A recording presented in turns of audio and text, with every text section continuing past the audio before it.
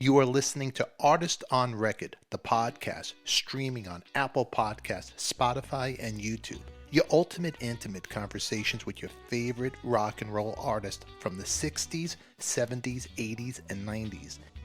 Our next guest, three-time Grammy-winning and Grammy-nominated Russ Titelman, best known for producing acts like Steve Winwood, Eric Clapton, Randy Newman, James Taylor, just to name a few. Now welcome Russ to the show. Russ Titelman, you've been like the hardest guy to get. It's like being on the show is like me having Moses of rock and roll right now. So I appreciate your time and hanging with me. And I hope I don't ruin your friendship with Kenny after we're done, because you could just yell at him and say, what the hell did you have me just do with this character? So I hope you like me a little bit afterwards, because you're the big one for me. You know, you and Jack Douglas was another cool one I had on, but I think you might be a little cooler than Jack, but we won't tell him. I've met him only a couple of times. Yeah. He's a good friend of a good friend of mine who introduced us some years ago in LA. But what a story he's got, man. Well, yeah. So you got a lot of stories as well. I mean, how do I talk about your whole life in this much time with everybody you worked with out there, from the greats of the greats, you know? Mm. Everybody, Randy Newman, Harrison, Clapton. I mean, you've done it all. Some you love and some you don't want to talk about anymore, but we got to keep the stories of rock and roll alive right here on this channel. So I appreciate you being here, Mr. Russ Titelman, in the hot seat with me. So everybody who's watching, make sure you post your comments down below. A true rock and roll legend right here. The winner is Eric Clapton, producer Russ Titelman.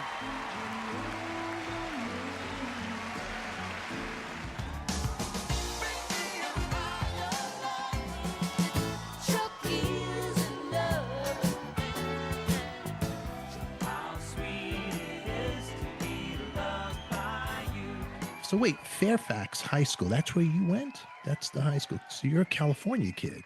Yeah, I grew up on 4th Street between Orlando and Sweetser, like Lower Hollywood. It was the Jewish neighborhood, the ghetto. Yeah, I know. You know, Farmers Market 5 blocks away. There was another place across the street from the Farmers Market called the Town and Country that was this beautiful kind of shingle roof place. It looked like a, you know, not like a place of business. And they had a record store and a children's toy store and Mr. Guy was a clothing store that was big shit. It moved to Beverly Hills when they tore that place down, but like everybody went to Mr. Guy. And they had a donut shop that had you could come after junior high, you go to the donut shop and there's a big vat. They'd drop the donuts and you'd stand there and watch them cook and then get them, while they're still hot.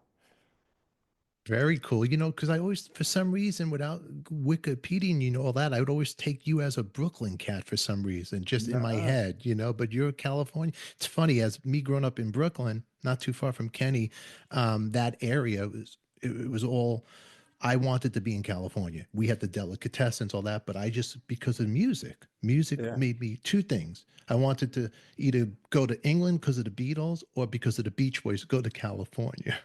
How old are you? I am 57. 67 I was born, summer of love, July. Wow. That's it, yeah. But I grew up with in my household, it was all this music from Broadway, from West Side Story musicals, like that. That was like the rock and roll musical for me, West Side Story. West Side Story. Everyone has West Side Story in his history. Every musician I know. West Side Story. That's the one. That's the one. I don't know if the Steve Vai fans noticed, but that was a big influence of you when you were a little kid. West Side Story, huh? Yeah, that was the biggest. That was the first music that I heard that lit me up. Come on, it's kind of this rock and roll mixed with jazz, theater, but it's dramatic. The drums, come on, it's just as a piece of music. It's great. It's fantastic. It's equal to any great piece of music ever written by anyone. Anyone.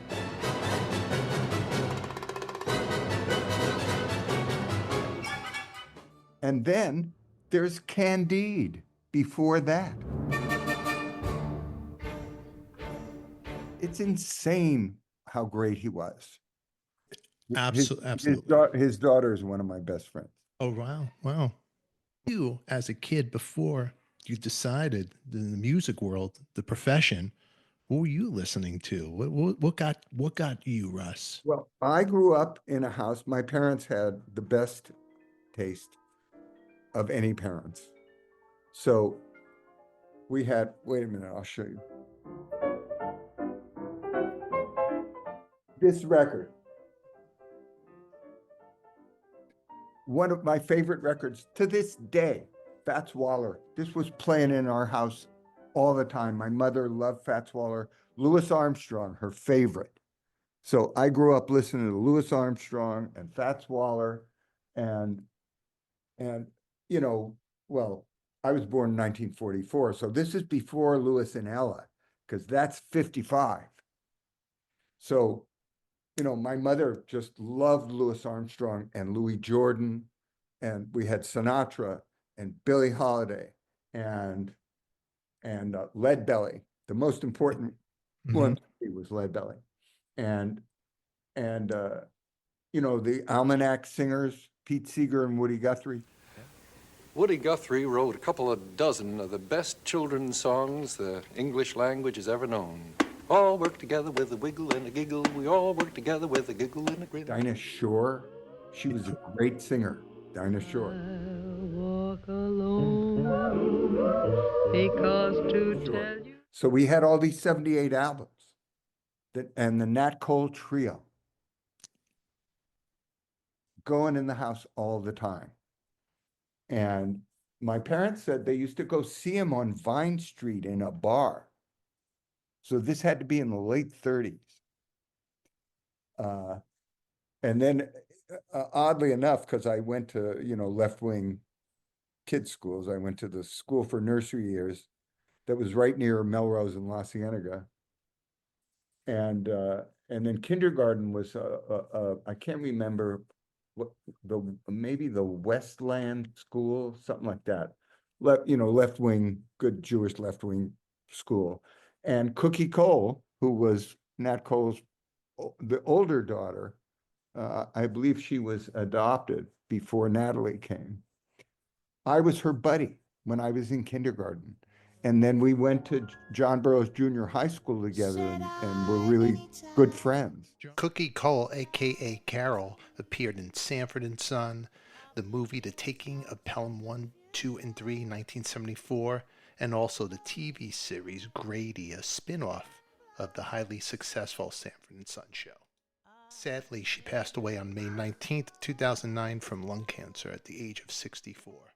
John Burroughs in Burbank, was that? No, John.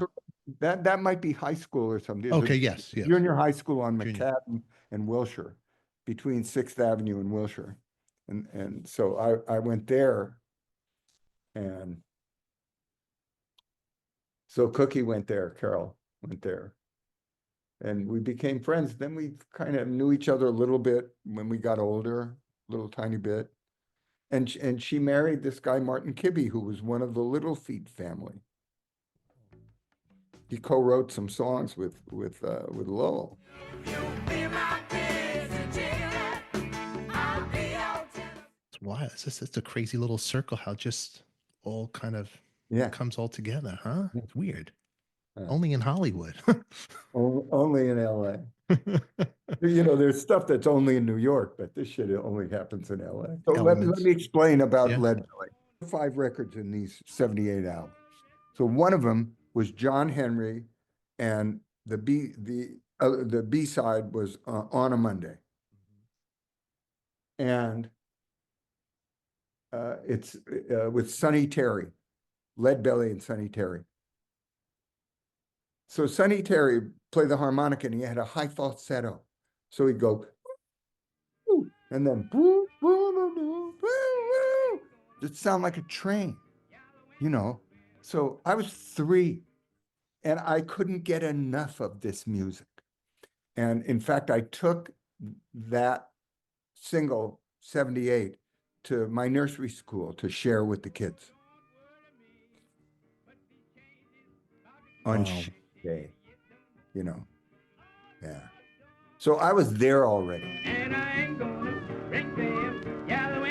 The younger folks that are not aware of him, it's kind of political, some of his songwriting as well, Very. that he wrote about people like Roosevelt to even Hitler. You know, he was out there, you know, and Bourgeois blues. yeah. Yeah. Mm-hmm. And he wrote he wrote John Henry, you know, that may have been traditional, but his version, and On a Monday, it's him, you know, and Goodnight Irene, of course, you know, like. Anyway, to tie it all together, I have an older sister, 2.5 years older. So she and all of her girlfriends were listening to the records of the day, and they were all these great doo-wop records. You know, pop radio back then was fantastic. So Frankie Lyman and the Teenagers, all of the doo-wop records, the Dan Lears and, you know, One Summer Night and you know, on and on and on, you know, and Earth Angel, Oh, the Penguins. So they were LA. That was Jesse Belvin. You know, the B-side of that record is Hey Senorita. What a record that is. Like East LA kind of Pachuco sounding thing. It was fantastic. And then G by the Crows. And, you know, a lot of that stuff was out of New York. That was George Goldner. You know, which, yes, yeah, he had Frankie, I believe, and I think he did. Little Frank. Anthony too, I think. I don't know if he had Little Anthony. He had the Flamingos. You know, maybe the greatest record of them all. I Only Have Eyes for You. Do you have your 45s? Do you still have them as a kid? Yeah, just Me the too. just the echo sound alone on that record is enough to make you swoon and go to heaven. You know, the sound, and I call it the New York sound. You know, because what they were doing when I had Little Anthony, I asked them about your sound. Where would you practice? And it would be subways. Now, I found myself the best place I've ever been in is the subway. You can be on one platform way at the end, and everybody down the other end of the platform will hear you clear, as if they got speakers that they can hear. Nothing does that but the subway. Looking for an echo. That's the title of Kenny's movie. We just did it because we was looking for an echo. So when Kenny, and I heard that song, I said, "Oh, crap! That's it. That's it." That sound. It was Bathrooms and subway. You know, yeah, tunnels. Tunnels. So, growing up as a kid, did you attempt to do get a bunch of guys? We're going to do like a doo-wop thing, which the term wasn't invented yet, but. Well, I guess like my introduction to the possibility of something like that was through Phil Spector. So I told you I'd come home and the teddy bears were rehearsing in my living room. They're singing To Know 'Em Is to Love 'Em and Wonderful Lovable You and Don't You Worry My Little Pet. And you know, I went, oh, you know, take me. I was the voice of the teddy bears.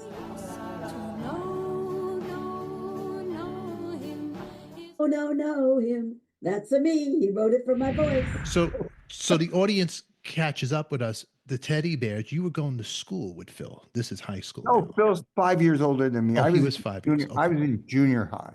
This is 1958. So, yeah. So Phil had just graduated high school and my sister was just going in high school and I was in junior high school. Whoa. So, and my father died when I was 12 and I idolized Phil. And you know, twists of fate. I was standing on the corner of Fairfax and Wilshire in front of the May Company, and Phil pulls up in his Corvette, and I went, "Oh, hi, get in, you know, I'll take you home." I lived right near there. So, you know, we'd listen to radio. Radio was always on, and I remember I heard Willie and the Hand Jive came on. And I said, "This record is so great." And he said, "Yeah," he said, "You know, that's not one guitar. One guy's doing this, and the other guy's doing this. So this thing was one guy. And then, so I went, oh, so it's like, oh, you have to listen correctly. You have to listen and, dissect what you're hearing. So like I got that from him right away.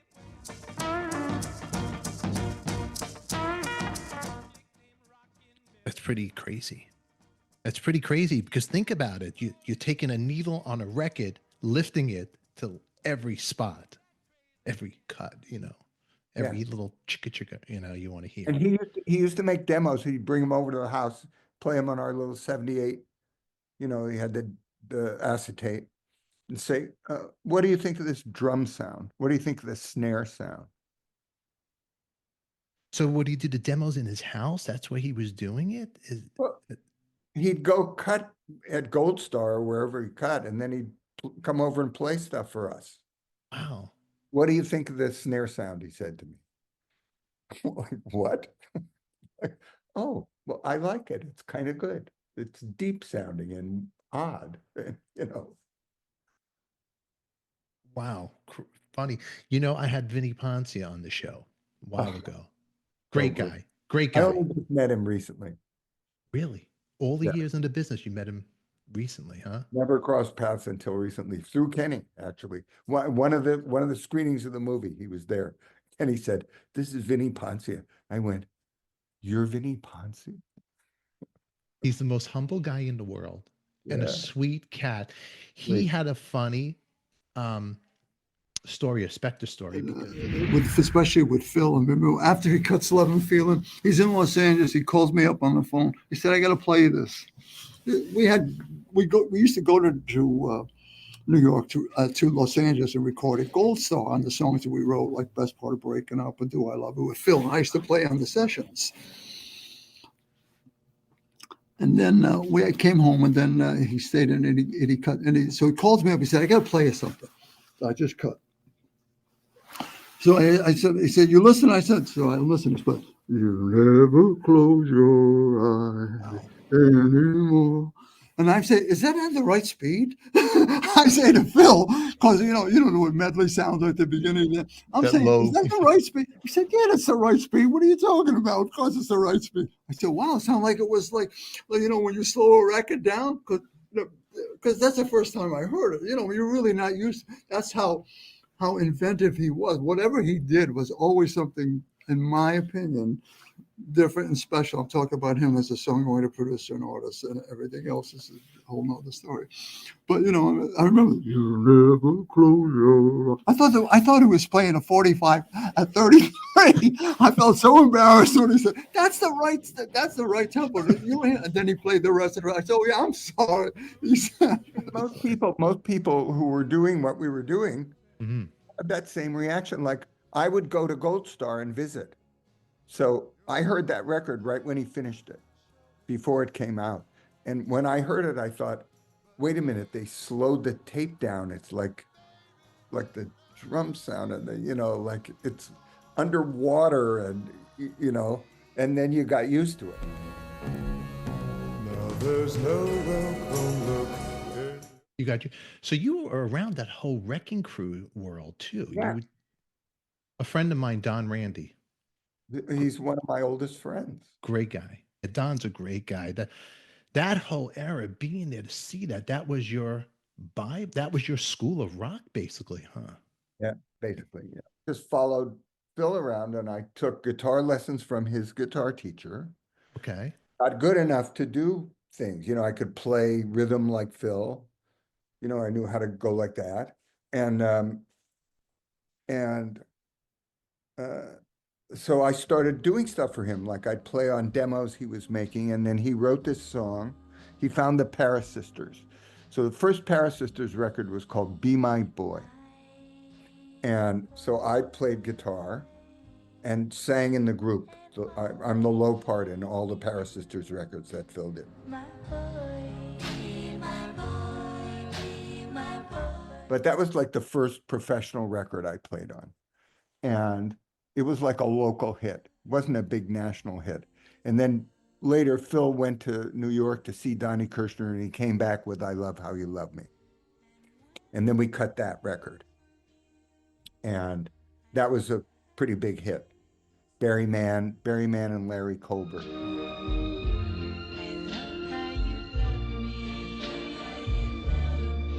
Wow.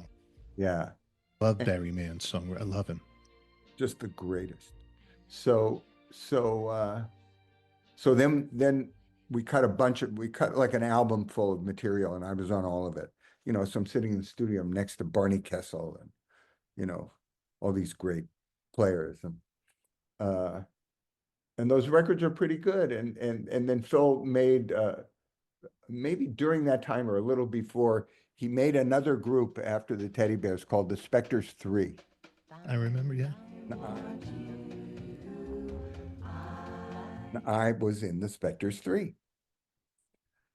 So we had to appear on the Wink Martindale show, which is a little local TV show. I'm like 16. So Phil didn't want to appear, and he didn't want the girl that he had singing. What was her name? Rickie Page. He didn't want that. He didn't want to appear, and he didn't want her to appear. So we got my girlfriend, Annette Marar, who he later married, and my pal Warren Entner at Fairfax High School. We all were at Fairfax. Warren was eventually was in the Grassroots.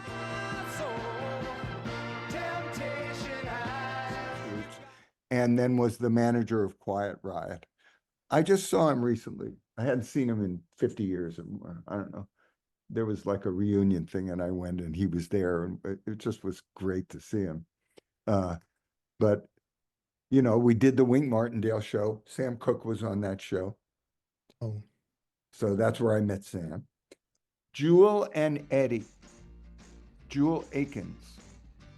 Look him up.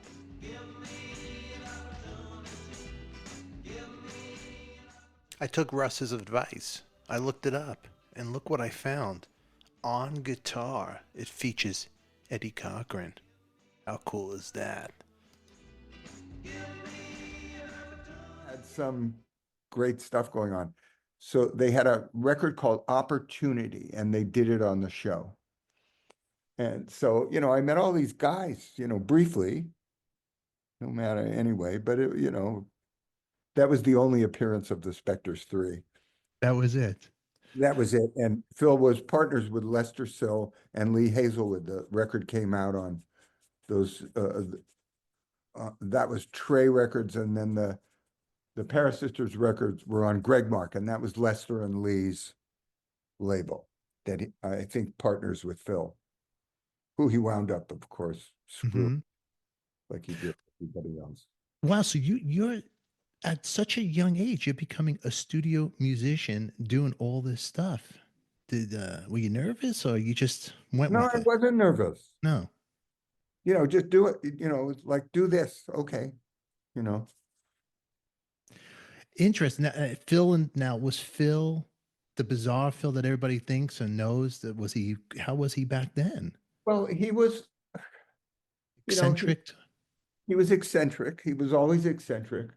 He was also, like, I guess, like a true sociopath. He was charming and funny and smart and clever and quick and, and talented. But then he'd like lie and do weird things. This is before alcohol and guns, and, he was mercurial and odd, but I idolized him. I wanted to be Phil, and I kind of did become Phil. He was a creative genius. He was a genius. He had that sound in his head, and he made it, he actualized it. The wall of sound, his creation. Well, he made it up, and he made up the techniques and everything. Send everything into the echo chamber and play it back on the speakers in the studio while they're playing, and all these musicians all shoved into this room, and the beautiful echo sound of that studio, and the genius engineer Larry Levine, and Stan Ross was also a great engineer. But Larry did all the most of the great stuff. But he put together a good team, Phil. He had a good team. Amazing. The best musicians. Was he the guy that put together the Wrecking Crew, basically? And how'd that all come apart? Well, they were studio musicians in Los Angeles who were already playing on lots of different records, but he was so he became so famous that they were, you know, in the glow around him. And you know, meanwhile they were playing on Sinatra records and Beach Boys and, you know, everybody's records that were up. Just such a wide range of music, not just rock and roll. They would just. I try forever to get Carol Kay on the show because, you know, she fantastic bass player, and you know she'll write back. I don't think she's so well, but I mean, you know, Darlene Love, man, the Blossoms. They were part of that group of people. And the Bible of rock and roll right there. If it wasn't for that scene, for Phil Spector, who he influenced all these cats later on. Yeah. Crazy story with Phil, how it all just went south. It's just so crazy. Yeah. You know, great. when I played with Dee Dee Ramone from the Ramones, and I remember when I met him, and if you met him, you'd think he's a liar. Like, there's no way this guy ever wrote a song with the Ramones, done anything. I'm sure you have so many people like that. How could this genius, this guy can't be the real guy. But I met him, went to rehearsal, and I had a 65 Mustang, and I had this oldie station right here in LA. I picked him up, Franklin and La Brea. I remember. Gets in my car and Be My Lover. Not Be My Lover, Be My Baby. That's Alice Cooper. Be My Baby, the Ronettes, comes on the radio, and he goes, oh my, this is before the crazy stuff. He's going to be in trouble one day. And I go, what do you mean? He goes, he pulled a gun out on me. But I thought he was lying. He'd go, he's going to hurt somebody one day. Turn the page. That girl. That's just the story. And it's so crazy. It's so crazy. And around that time, before that happened, Don Randy was with Nancy Sinatra being her band leader. And I remember I walked in on a rehearsal to pick up my equipment at the Baked Potato. And Don goes, did you see that Phil was at the Baked Potato when you guys were playing? I go, no, I didn't see him. He was in the back. He's kind of looking for Nancy. He has a crush on her. True story. But all these wacky stories all intertwined with each other. Crazy, huh? Crazy. Yep. Your life playing with Phil, learning from Phil later on, the cats that you ended up working with, like George Harrison and all these people, did they ever want to know the stories? Oh, tell us about that crazy story with Phil. Do you have anybody get starstruck from this? I mean, George Harrison had his own stories. I know. He did have his own story. Yeah. There's so much to talk, and hopefully you'll come back because I can't get all of your whole life down here. You're too epic. You know, you're a novel in itself. But I got to ask you, because I am a huge Beatle fan, and you did get to work with Harrison and write with him and produce. What was that? The first run-in with Harrison, you know, as we're all big Beatle fans, we all get a little tongue-tied with it. Well, the first time I ever met him was at the Kinara School of Music, Ravi Shankar's school in Los Angeles. And I was there, and that's where I met Lowell George. And, you know, I was studying.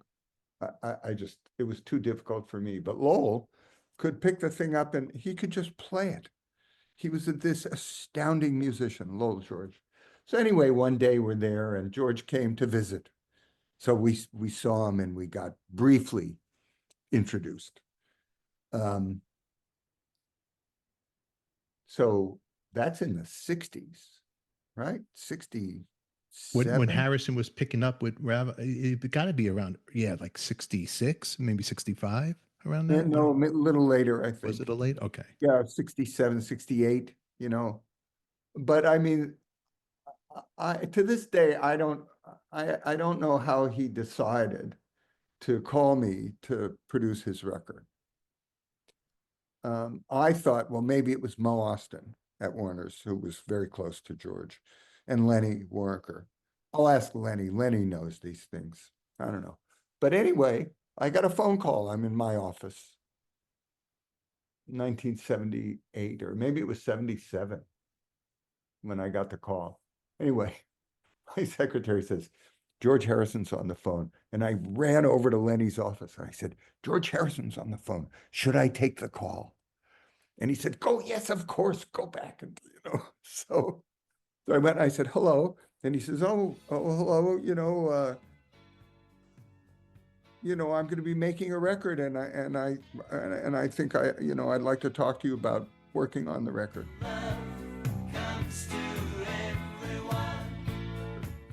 So he said, come over to the house, and he had a cassette of most of the songs that wound up on the record.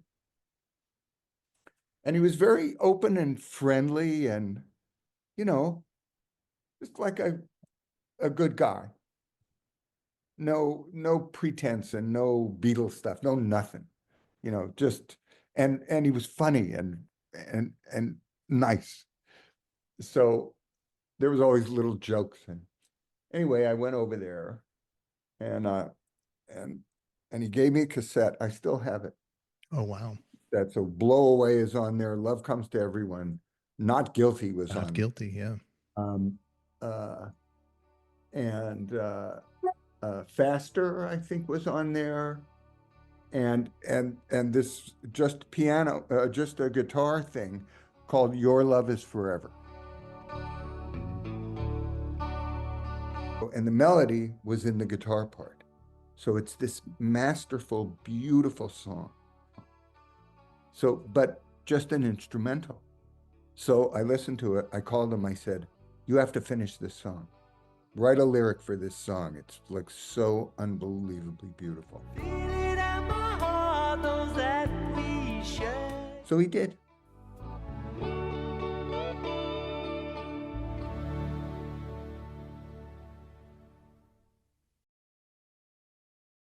It's on that record. Wow. Yeah. That record, a lot of Not Guilty, which was a song from the Beatles sessions. Not guilty. That they cut over 100 times and they couldn't get. Really? It was that many times? Yes, over 100, maybe 110 or What was the something. problem with that? They just couldn't get it. I don't know. I've heard it. Ours far outshines.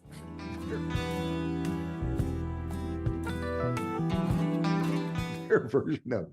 But we had the right band. We had Neil Larson playing the Rhodes, Willie Weeks and Andy Newmark and him. And we just got the right take. It was more like a little jazz version of it, not trying to be anything other than what it was.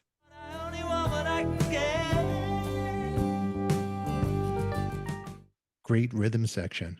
Yeah, great. Which Andy ended up playing with Lennon on that double fantasy, right? Am I mistaken? Yeah, and he's on Fresh, Sly and the Family Stone. If you want me to stay. He's on a lot of the Randy Newman early stuff too. He's on. And Ray Cooper is on there, the percussionist, right? Ray Cooper was on the George record, yeah, which we made at his house for the most part. At George's house? At Henley-on-Thames, yeah. So I was over there for about 2.5 months. Whoa. Yeah. Wow. And Gary Wright you have on that record. Gary Wright came in, we cut that song. Yeah. It's a fantastic record. Yeah, Blow Away is good. Blow away, blow away, blow away. Good. And Love Comes to Everyone is good.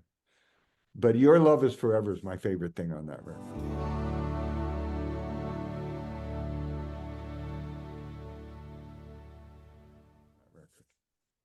Beautiful. Even I'm sure there's like outtakes that are somewhere floating, demos like you guys, different outtakes that are floating around, unless they released them. I don't know. Well, they have, the Harrison Archive, they have all that stuff. All the tapes are there. So, Danny, I guess, isn't. He runs it, right? He's like, I think he runs it, and Olivia, and yeah, and Giles Martin, yeah, probably works on those things. So Clapton, is he doing the guitar intro on Love Comes to Everyone? Yeah, the lead guitar thing on Love Comes to Everyone is Eric. And then Winwood came to work on the record, and George said, "Well, why don't you play the solo?" So we have Eric in the intro, and then Winwood in the rest of the record.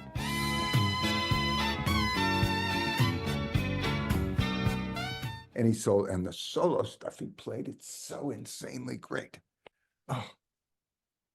Would he work it out at home or just work it in the studio, come up on the fly on some of this stuff? What, the Winwood stuff? Yeah, yeah. Oh, no, George called him and said, "Would you come down and work on this record?" I don't think he even really knew him very much. So he Wow. drove down from Gloucestershire with a keyboard in the back. We gets there late. We took it up in the studio and just started doing stuff. So he did string pads on Blow Away. And then they did background parts on things, the two of them. And then I guess we said, "Well, would you like to play on this one? You know, take a solo on this thing." And, you know.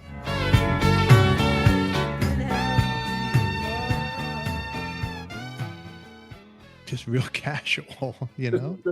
Just on the fly. Yeah. So here you're working, you got to pinch yourself a little bit, you know, like, hey, 1 second you're sitting there. Are you thinking, I'm working with a Beatle? What the, you know?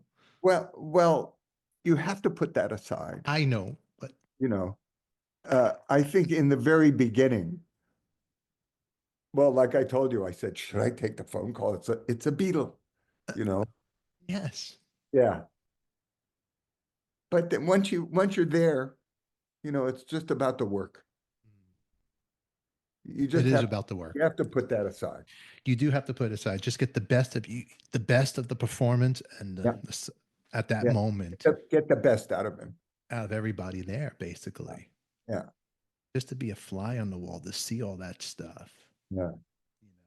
I know when Jack Douglas was doing Double Fantasy as a birthday gift to Lennon, he ended up having cameras everywhere, everything in the studio. Wow. John comes into the control room and he said, "Are we recording all of everything that's said out in the studio, on the room mics and on my?" I said, "Yeah, we're recording everything on the multi-tracks." He said, "The shame of it is," he said, "all the really interesting things are said in the control room or in the hallway, just the talking.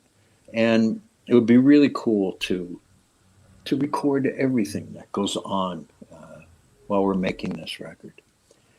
So the next morning I went in early and I had mics hidden everywhere except the bathroom. I had mics everywhere hidden. And I didn't tell him, but I knew he was asking for that, but I didn't say anything. And I had two transcription mono decks hidden in a closet. There you have giant reels on them, and they're very slow, but we're only recording basically dialogue. And I recorded everything, every word that was said, every fart, anything that went on was recorded. Wow.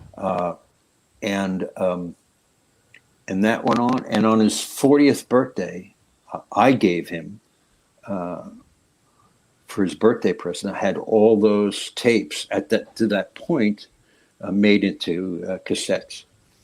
And that was his birthday present from me, which he just loved. He flipped out. He started listening to them right. He was crazy about that stuff, and he just loved it.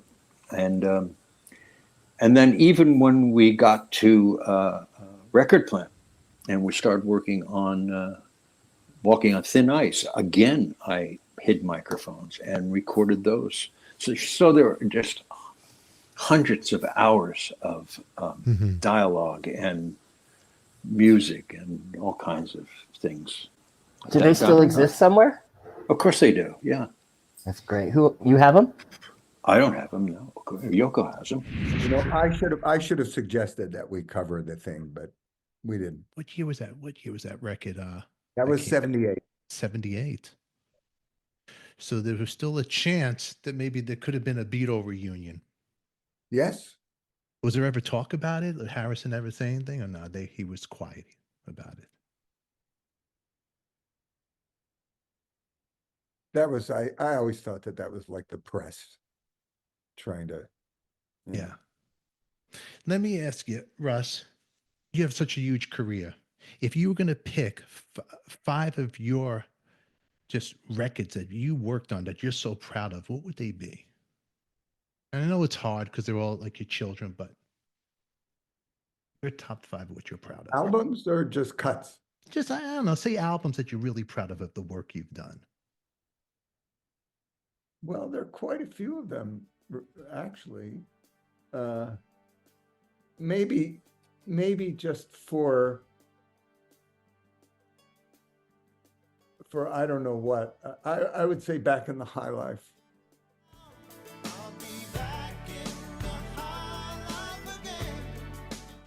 Was in a way the most challenging because it's like on some of those cuts it's half machine and half human, but you would never know it. 1986. 86. They're drum, you know, Steve and I programmed the drum part, the snare and kick. He already had the hi-hat. He had percussion stuff that he had already made that was on his demo. But the part was just like doom, doom, doom, you know. So about a month or 2 into the project, we were going to people were going to start to come and overdub on the thing. So I said to him, you know, we have to write a kick drum part so that we know, because the bass part was him. All the keyboard stuff is him from when he made his demo, you know. And I said, but we have to write a kick drum part. So we spent a day and we made a kick drum part, and I had a considerable amount of influence on that because Sexual Healing was my favorite record back then, still one of them. Marvin Gaye, yeah. So there's like, if you listen to the kick part on Higher Love,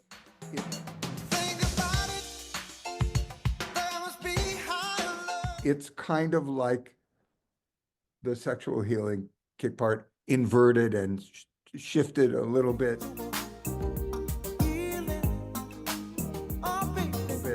you know, but it had that vibe on it. So so we did that, and then we wrote a snare part with some little fills and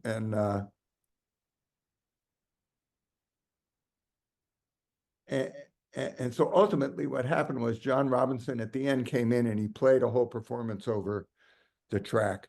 And of course it didn't work because it wasn't specific enough, but he played these unbelievable drum fills. So we just took his snare sound and his kick sound and keyed it off of our program. And then when the drum fills came, we just turned them on. So there's a real drummer playing these fills, which is not stiff and machine-like. And then we put a real hi-hat on as well as the machine hi-hat. So it moves like this, only it's a machine. Yeah. So and that was that track. Other things, drummers came in and played their parts, sometimes in pieces, just the kick and snare, and then the hi-hat, and then the tom fills. And, you know, it was one of those records. It was so much fun. And you made it human. You made the drums sound human. No, absolutely. You cannot tell. No. There's nothing that'll let you know that it was programmed. Nothing. And some of them had only maybe like had a little loop or something in it. And then I know John came in and played on Back in the High Life. You know, he played he played the drums, but we did those in pieces too, with like the hi-hat, kick and snare, and then if there was something else, we, just overdub it. But the feel, because he's such a great, unbelievable, great drummer, one of the greatest ever. So that record, I would say. I think that record, Higher Love, that was also a big hit for Steve. Dude. I think before that, he had While You See a Chance, Take It, that was on his solo record, 2 before the one we did, and that was a hit record. It was a beautiful record. And he played everything on that record. Wow. Everything. Drums, bass, guitar, keyboards. He's one of those guys. He's Stevie Wonder guy, He's one of those cats that blows your mind. Like, how's he do it? Absolutely. That record was huge. It really, back in the high life, it brought him back. It brought him back because that time of music was it was a change of the gods coming. You had your hair metal coming out, everything, but that song was everywhere. Yeah, everywhere. It was a festive time in music too. Yeah, good time. It was glorious, really. So is that, I would say that Gorilla by James Taylor that Lenny Waronker and I made is kind of a perfect, beautiful record. How sweet it is to be loved by you. Rickie Lee Jones' first and second records.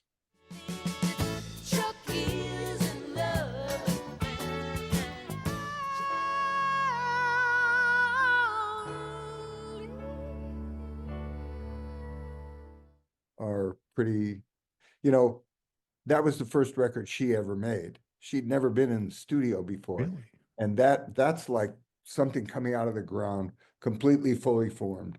Like, it's so advanced and so intricate, and it swings like crazy. She's a genius.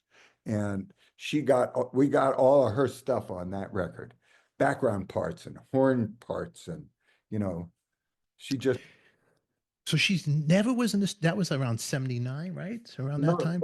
Well, it came out in 79. I was working on George's record. Lenny sent me a cassette and said, "There's this girl in LA. Listen to this record. It's something we should do." And I listened to the thing. I went crazy when I heard it. And as soon as I got back from England, we had a meeting with her, Lenny and Rickie and I, and we went in studio right away, made that record. Chucky's in love. Yep. The real Chucky, he would hang around the baked potato, the real cat. It was like the infamous. Oh, you know who that is? That's the guy. Chucky what? That's right. Everybody would point them out. I would see him around. That's the guy. It'd be like this, Russ. It'd be like, that's the song, Chucky's Love. That's the Yeah. Fantastic record. What was she, like 21 or something when she made that? Around that? 23. 23. Yeah. Wow. The great one. Okay, so we have that album. You have High Life. They're the new records. I don't know which, you pick any of them. They're so beautiful. But maybe Good Old Boys. We don't know our ass from a hole in the ground. We're redneck. We're red. Me and Lenny. That most people point to that record as his, the best thing they ever did. But, you can't judge it. I don't think you can judge him that way. He's so vastly talented and one of the greatest songwriters of all. There's Little Criminals. Short people got no reason to sail away. Sail away. Sail Away. There's 3 of them that are pretty fabulous. But they all are. They're all, Trouble in Paradise is a great record.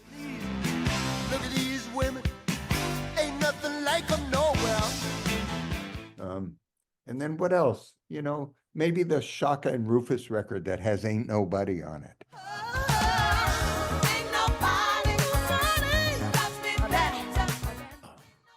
fantastic. Yeah. That's a live record, but we worked on that record. What was Stomping? Stomping at the Savoy. That's right. That's Live right. Stomping at the Savoy. Yeah. Pretty great. Uh, and you know, October Road's a beautiful record. October Road. And Journeyman's a pretty great record. Pretty great. Fantastic. Fantastic. We had fun making that record. He was into it. He was, huh? Deep. Yeah.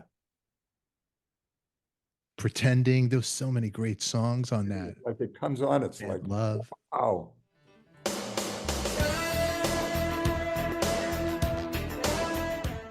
Yeah, when you listen, when you hear it come on the radio, these songs, wherever you're at, what goes through your head?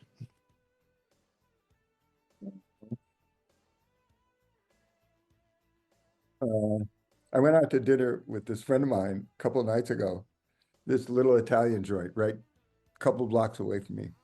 Little tiny place, really great food. The guys in there are really great, these Italian guys. And we go in, we sit down, and you know, they have a program that they play. The second song was Higher Love. And I was sitting there and we were talking, and and my ear caught the kick drum part. I went, I think that's Higher Love. And then it came on, you know. So you picked it up right away. Right away, I could hear it. So the Phil Spector School of Ear Training really does work, because you could hear it in a noisy restaurant. Yeah. We go back to Journeyman. I mean, what a fantastic album. He did. Was Harrison on that record? Because I know. Yeah.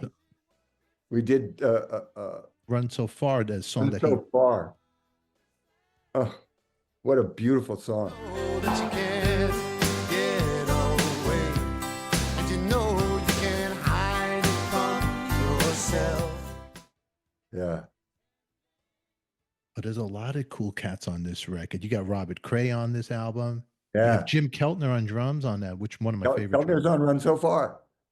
Oh, fantastic players on this album. Yeah. The session. How long did that session take for that? For the whole album? Yeah, the whole album, your whole time. Maybe 5 months, working all the time. Really? Overdubbing and doing stuff, you know. Yeah. And you know what? I think just about my favorite thing on that record is Hard Times, the Ray Charles song that Aretha Martin wrote the horn chart for. And the original Ray Charles horns are on that record. Whoa. Yeah. Fathead Newman, David Newman, and Hank Crawford were in the section that played on that record. Had Charles Brown playing piano, and luckily he was isolated. He just couldn't play what was necessary. It sounded perfect because it's that kind of piano playing, but it didn't work. So Greg Fillinganes wound up overdubbing on that. So it's a Ray Charles part, you know. Wow. Interesting on that. Yeah. That's a beautiful record. It really is a beautiful record. Don't forget to pray, 'cause there'll be hard times. Lord, those A hard. lot of stuff. I got to ask you also, working with Brian Wilson. Come on. What is that like? A genius? A mad scientist?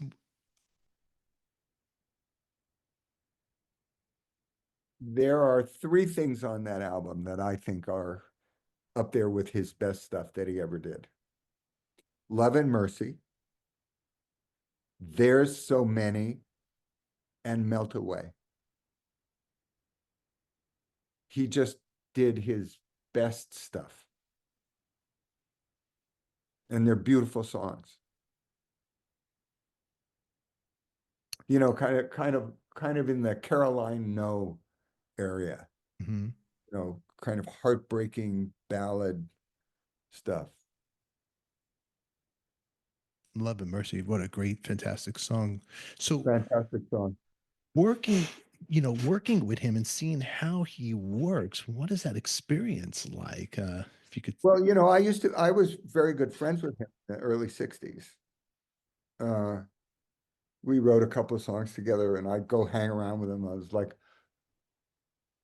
I went to a couple of sessions and he'd say, oh, you know, go do this. And, you know, But he was an absolute genius, you know.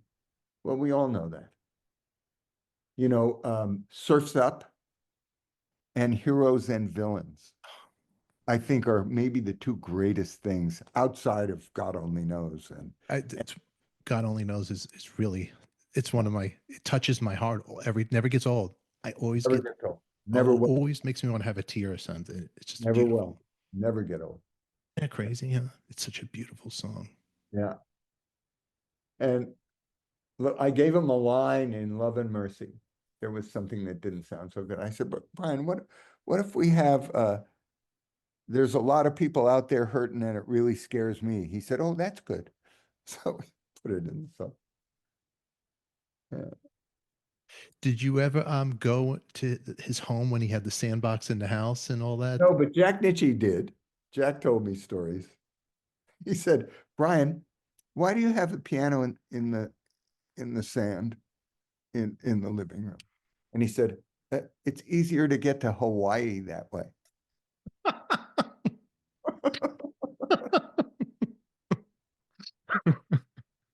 That's fantastic. You know what? I think I wouldn't mind that. I don't want to leave the house the way the world is. I'd like to have some sand and just stay put at this time.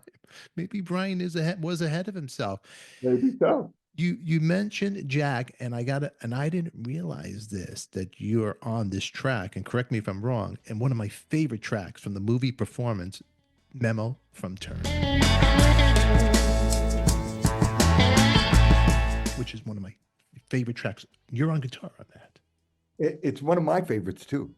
I'm on rhythm guitar on that. So here's the story. Donald Cammell was the co-director of that movie. And he was there for every second of the recording of the soundtrack. So Nitzsche, who was a genius himself, if you listen to that record, like the choral piece that he wrote, you know, he studied with Leonard Stein, who was Schoenberg's student. Like just the harmonic stuff that he wrote for the voices, and then he wrote a woodwind quintet, but he used like sackbuts and crumhorns, you know, like from Renaissance time. So it has this sound, beautiful stuff, just great. Anyway, they had a track that was done by Traffic.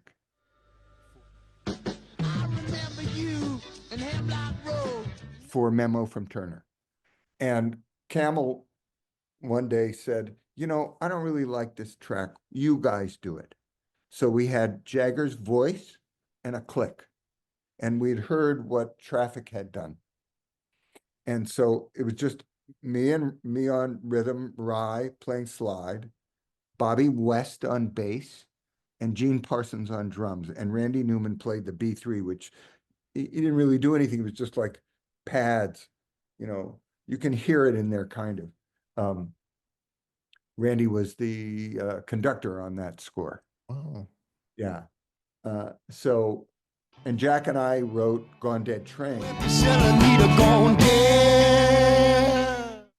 That opens and closes the movie. And so that was that band, except Jerry Sheff was on bass on that. Whoa. Jerry Sheff was on everything but Memo from Turner. That was Bobby West. So all the rock and roll things are all just us. And kind of done, you know, there were the chord changes and we just kind of came up with the stuff on the fly. So anyway, Cammell says, you know, you guys do it. So we listened and I came up with the part that I did. It's kind of low, you know, and the Keith jiggy ding, you know, Keith like stuff. And Rye played slide, and I think it was 2 takes. We just did it. And then Cammell said, go make noise in the solo. So I played which was kind of based on what the Traffic one had, the kind of opening of the solo, you know. So. And you did it at Olympic? Is that where it was recorded? Oh no, that was made at Western Recorders on Sunset Boulevard. Oh, well, so you guys recorded it there because all the Wikipedias, they say that the songs were recorded over there in London. Okay. The whole track was done there at Western. Had the Moog synthesizer. What's his name? Who was the guy who worked it? I can't remember right now, but Jack was brilliant at making sound. You know, all of the scary stuff on The Exorcist is niche. It's fantastic. Yeah. All the soundscape stuff. So very interesting. You know, it's so funny. It's one of my favorite Stone songs that the Stones never recorded, but I always thought it was. And as you know, listening back, and you guys, you and Rye, were like the Keith and I would say Brian Jones are the best version, or Mick Taylor at that time, the best version of they can get. Yeah. Rye would have been. I could picture him being in the Stones. Was he ever offered to be in the Stones? Did they ever try to catch him? I don't think so. I know he went over and he played with them. What a talented cat he is, man. One of the greatest in the world. One of the greatest. Yeah. Fantastic. Yeah. I mean, he is. That slide on Memo from Turner. So the whole song is just a great song. It's pretty great, isn't it? The track is so, and it's dry. There's no echo on it. I mixed it. Jack was out of town. He said, go mix that thing. And I went, oh, okay. Oh, really? And we went in. So, you know, we put the guitars over on the side and the drums and bass on one side. That was, you know, when we were listening to Beatle records, the band would be over here and the voices would be over there. And I love that. So we did that, you know, and I guess drums and bass are on one side. The two guitars are on the other. Organ in the center. Mick is in the center, and the lead is, I think, in the center. The lead guitar. That was such a hard track to find too. I remember trying to find the albums until they released the London years, their singles. They released it later on, besides if you bought the soundtrack for Performance, which was hard to find back then in the stores, I remember. But fantastic. Yeah, that's a big one. It's a cool track. It's a very cool track. You get a lot of people asking you about that, or no? Not really. And also Bobby West, he kind of, it's more like a Motown bass part. Mm-hmm. That in itself sets it off by itself. Like there's no Rolling Stone record that has that. No, that bass line is incredible. It's incredible, and it's got that sort of added kind of sound on it. It's very cool. Now that you pointed out, it has that Motown, that Jameson vibe on it. So you pointed out to me. And Bobby was this really handsome black guy with an afro, and he was also a race car driver. Oh, wow. There's so much more I want to talk to you about, and I don't want to blow all your time. Would you come back and talk more with me? I'll come back and talk to you. We made friends? Yeah. Okay, man. Before I ended, you're a great soul, I could tell, and it's wonderful talking to you. It's just wonderful getting to know you, and I appreciate it. It was fun. I like doing it. We'll do it again. All right, bye. Have a great one, my man. All right. Mr. Russ Titelman, legend. In the meantime, click here and here for our next episode. And as always, who loves you, baby? Well, we do. Thanks for watching. Can't get enough of us? Well, click here on your screen for our next episode. And if you're cleaning your house or on a road trip, listen to Artist on Record on iHeartRadio, Spotify, Apple Podcast. Until then, we'll catch you all later.